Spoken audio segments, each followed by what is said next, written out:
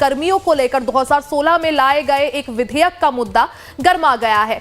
मदरसा शिक्षकों और कर्मियों के वेतन भुगतान और दूसरी सुविधाओं से जुड़े एक विवादित विधेयक को कैबिनेट ने वापस लेने पर अपनी मुहर लगा दी है। दरअसल साल 2016 में अखिलेश सरकार के समय उत्तर प्रदेश मदरसा विधेयक 2016 को लाया गया था।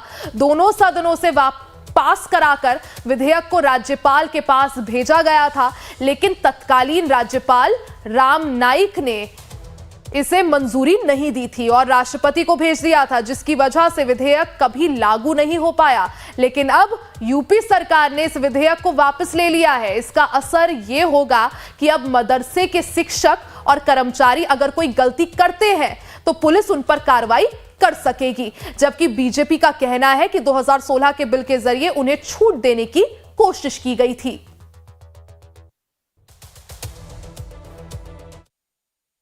कानून से ऊपर उठ करके उसमें कानून बनाया गया था। जो मदरसा शिक्षक हैं और कर्मचारी हैं, उनके वेतन को लेकर के कि 20 से 27 तारीख तक यदि भुगतान नहीं करते हैं तो उसमें जो दोषी पाए जाएंगे तो उनके खिलाफ कार्रवाई होगी। तो कार्रवाई में दरोगा नहीं पकड़ सकते, एसपी नहीं पकड़ सकते, कोर्ट के आदेश पर भी गिरफ्तारी नहीं होगी। तो ये तो संविधान के खिलाफ था।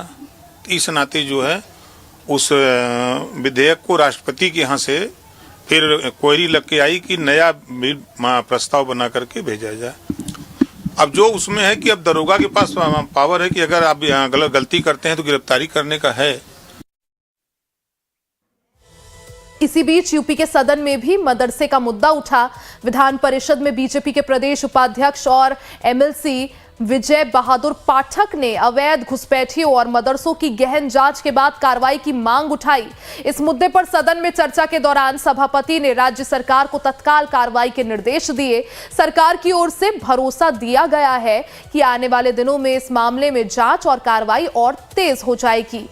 विजय बहादुर पाठक ने सदन में कहा कि कई मदरसे घुसपैठियों को शरण देने या संदिग्ध गतिविधियों का केंद्र बन रहे हैं।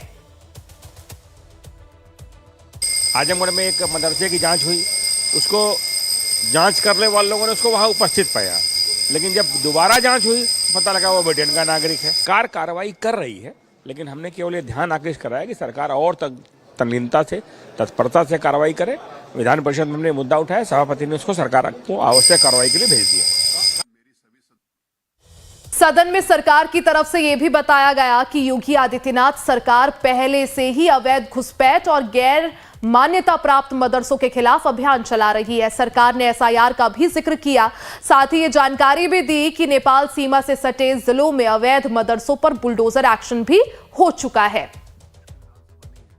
विधान परिषद के सभापति की तरफ से सरकार को निर्देश दिया गया कि जो अवैध घुसपैठियों का मामला है, मदरसों की जांच कराए जाने का मामला है, सरकार इस पर आवश्यक कदम उठाए।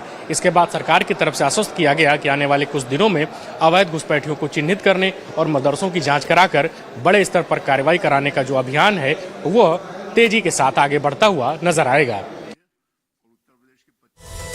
सरकार ने कहा आने वाले दिनों में जांच की रफ्तार और बढ़ाई जाएगी, कोई भी संदिग्ध बच नहीं पाएगा। मंत्री रविंद्र जायसवाल ने लाइफ टाइम्स से बातचीत में अखिलेश यादव पर भी तुष्टीकरण करने का आरोप लगाया। अखिलेश यादव